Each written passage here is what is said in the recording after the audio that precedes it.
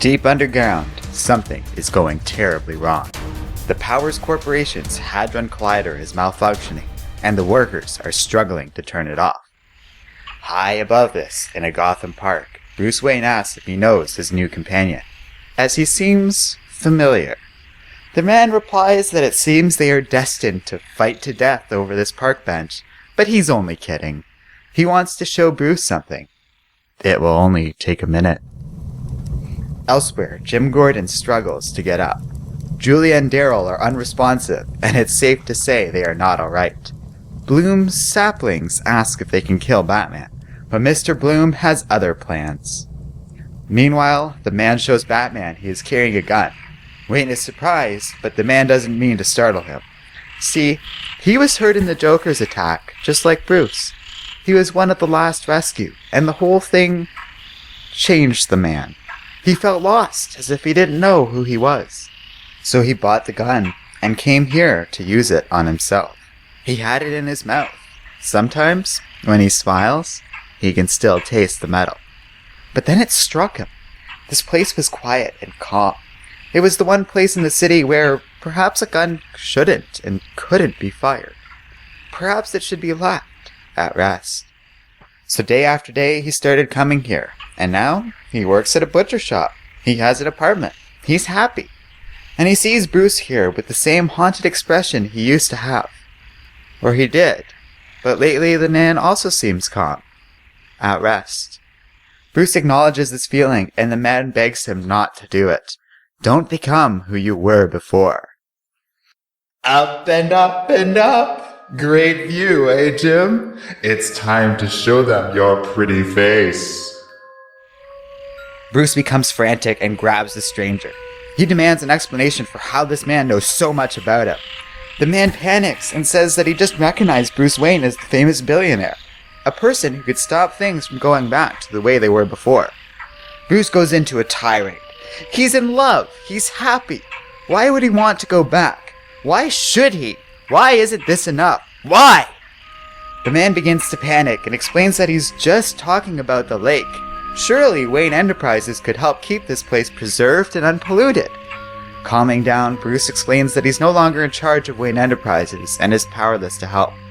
Besides, Bruce wonders what the point of it all is. Everything dies, everything decays, so why does it matter?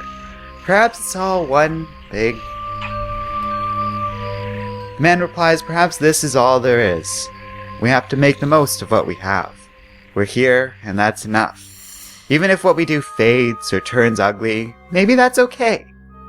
On the other hand, they could always quit while they're ahead. Heh. Bruce and the man hear something going on in the Narrows, and Wayne rushes off to find Jules. The other man watches him leave, in silence. Sorry to interrupt your day, folks, but my name is Mr. Bloom, and my friends and I are here with a public announcement. The city is about to die. Happy Tuesday! Yes, Gotham is going down today. The garden will rot. Because what is a garden really but a big, beautiful lie? It's just a natural plot of land, unnaturally twisted and whipped and reshaped to look pretty from far away. But the thing about a garden, if you ever get up close to one, it's warfare, folks.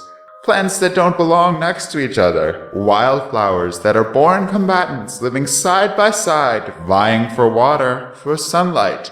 It's robbery and murder. Gang life in slow motion. Is this thing on? No? See, I don't need a mic, because I know you hear me, people. Admit it. In a garden, the gardeners pretend to take care of you.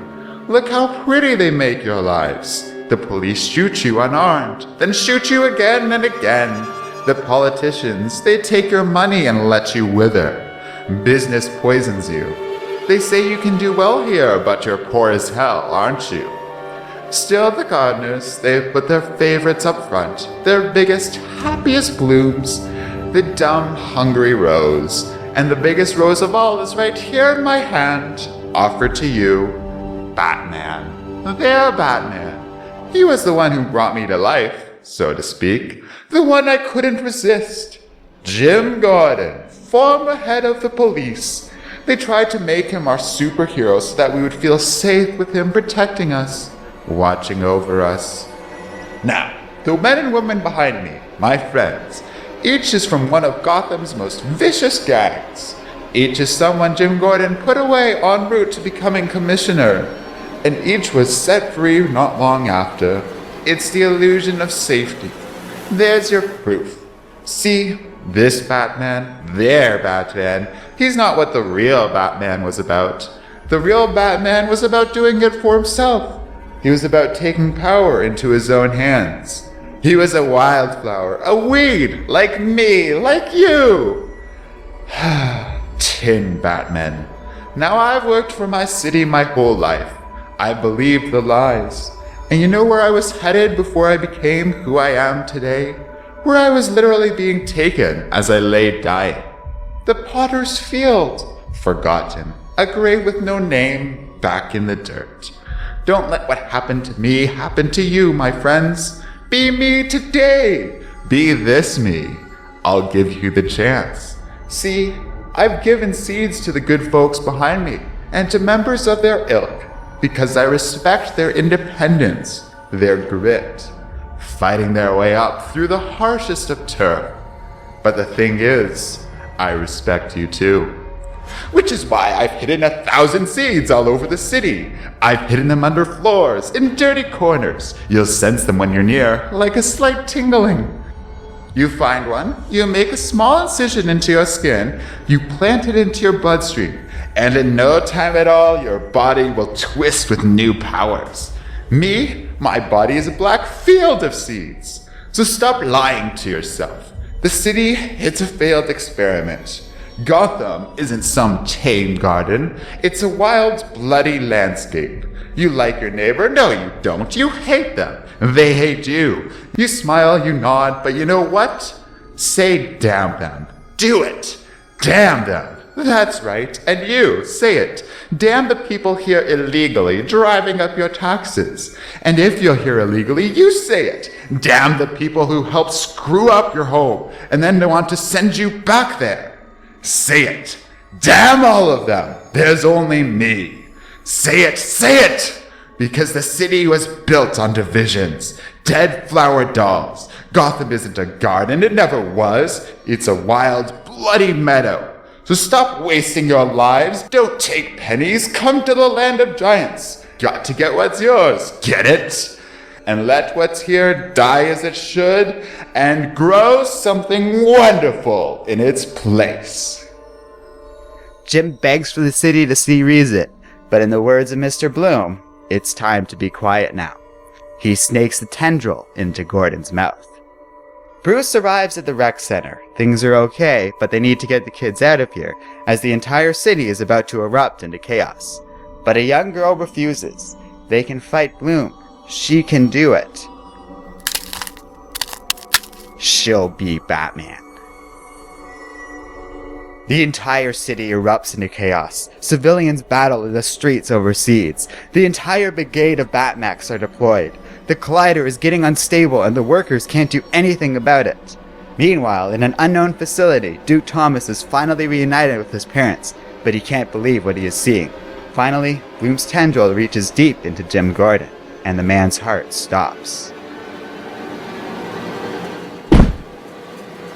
Alone in the manor, Alfred watches this all unfold. No, this can't be happening. Alfred can't be hearing this. Take me to my cave.